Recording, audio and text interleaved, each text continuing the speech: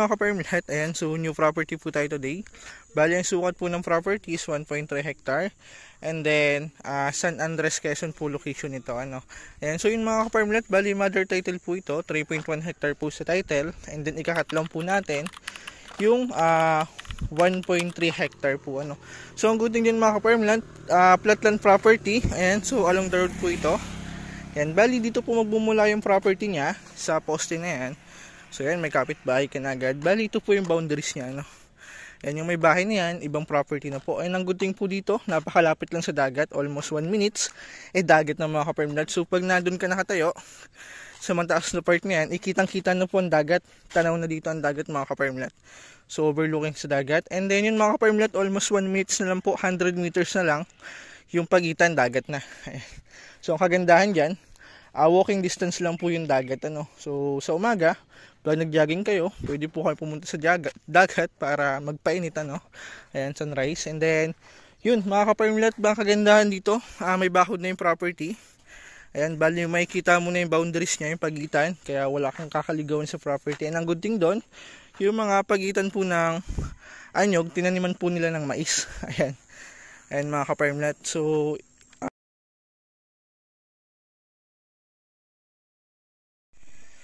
and then mga ka-farm lahat, idea din po dun sa mga may farm o may mga property na.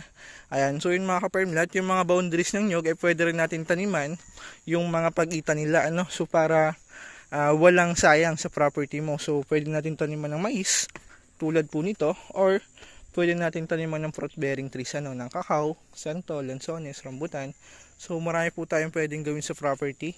Ayan, recommended ko po ito mga ka-farm lahat for retirement plan, at the same time investment na rin retirement plan. Kasi along the road po, pagbaba mo ng kalsada, property na, and then hindi muna po kailangan kumuha ng right of way o maglakad ng napakalayo. Sa source ng kuryente, ayan lang. So may dalawang poste po ng kuryente na nasakop yung property. And then yun, may nyog, so may income unlike na yung pera mo, ibabangko mo lang, pwede ka pang mataan ng inflation rate mga ka-farm lahat. And so ang good thing dito, dasik po yan ng nyog, so may income po kayo monthly, although hindi man siya monthly, every 45 days. So ang kagandahan dyan, yung mga boundaries niya, pwede mong taniman, so extra income din po ito. Ayan, so may kita yung property, unlike na nasa bangko lang na tumutubo ng 1% o wala pa. Ayan, so napakaganda po nito, flatland property mga ka-farm lahat. Ayan, so recommended ko po ito for retirement plan. And mga ka-farm lahat, sa mga buyer natin dyan naghahanap ng retirement plan.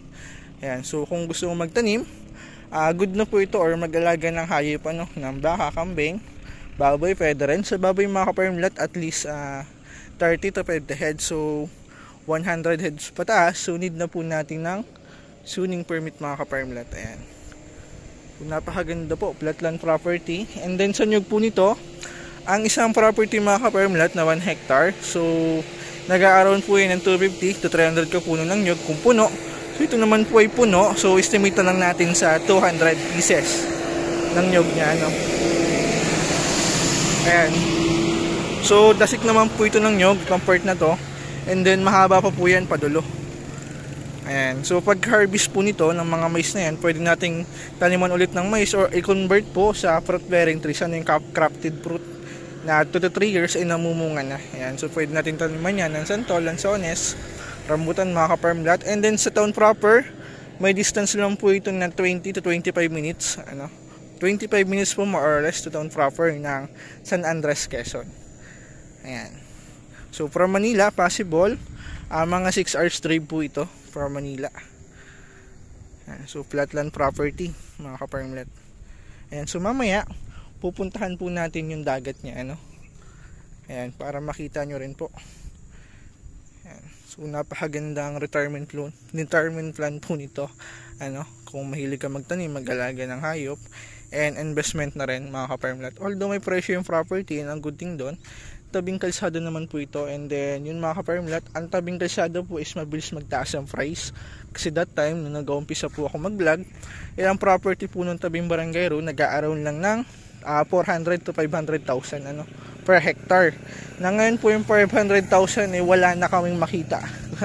Kumbaga nag-aaraw na po siya ng 1M to 1.5 yung mga property na tabing kalsada mga ka-farmlat. So ang gunting yan mga ka-farmlat, napakalapit lang po nito sa dagat. Almost 1 minutes drive lang po dagat na kaya possible soon mabilis po tumaas ang value dito. And then mamaya pupuntahan din po natin. So oil lang po yung dagat mga ka-farmlat.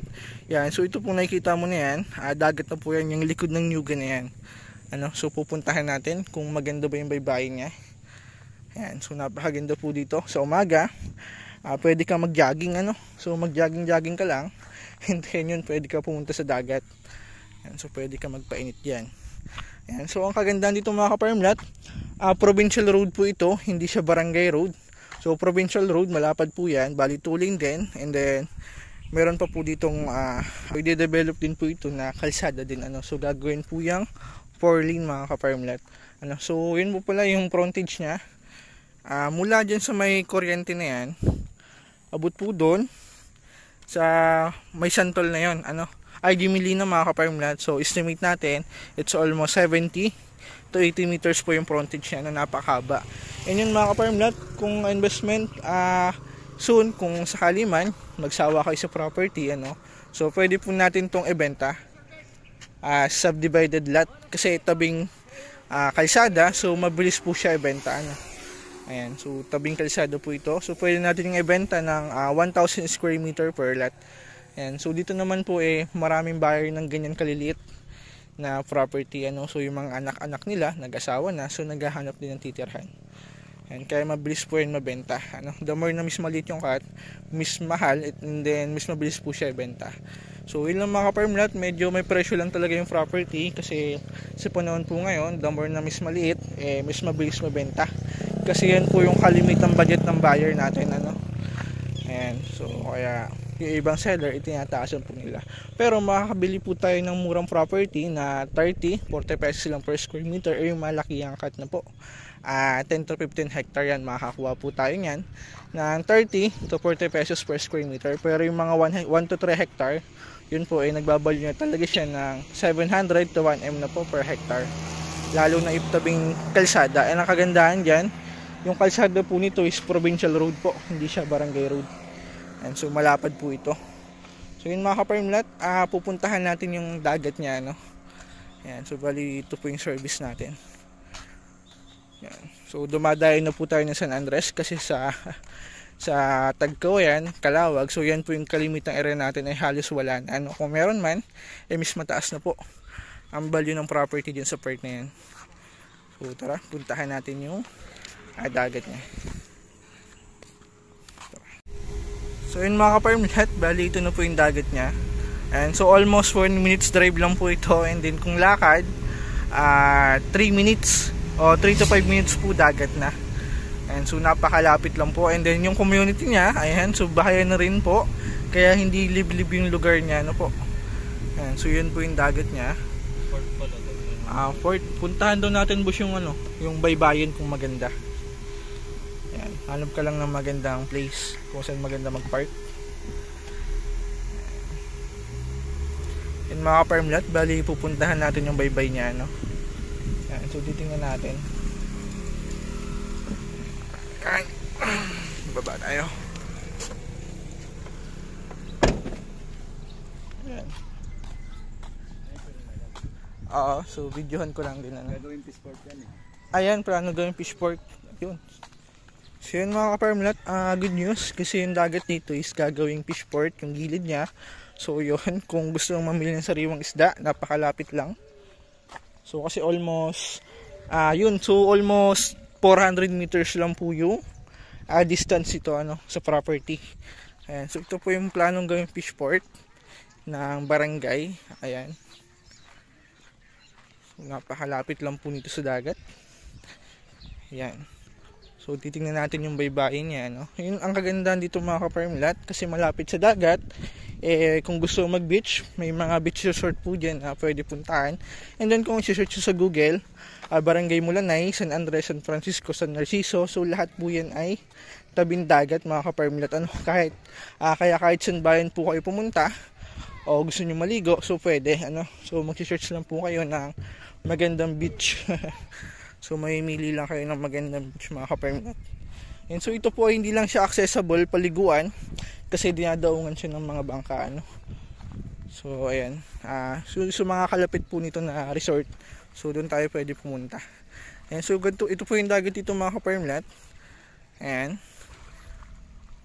So medyo madumi lang yung baybayin. Bali ganito po yung buhangin niya. White sand siya pero hindi siya ganun kaputi, medyo brown, ano. Pero pag nasisinagin ng araw, so maputi po yan. Ayan. So yun mga ka-permlat, hindi lang siya accessible paliguan sa ngayon kasi may mga bangka. And yun possible, gawin po itong fishport. Kaya kung maliligo po kayo sa karatig na barangay, o kaya sa karatig na barangay mga ka-permlat, and kung gusto mo naman, pwede po sa part ng Mulanay o sa Narciso, ano. So maganda po ang dagat dyan, white sand. So maraming tayong pwedeng puntahan. Ayan. So yun, ito po yung plano nilang gawing fishport. Ano, kaya sa umaga, kung gusto mo ng sariwang pang-ulam, so pwede ka pumunta dito, lakarin lang, napakalapit. Ayan, ang good thing po dito, all cemented po yan, para Manila. So wala tayong dadaanan na barangay road o rough road, ano. So cemented road po yung dadaanan natin. Ayan. So yun mga ka-permlat, abot dito lang po ang video natin. And then, kung interested ka, so i-message lang po sa Viber, WhatsApp. Sasagot naman po tayo.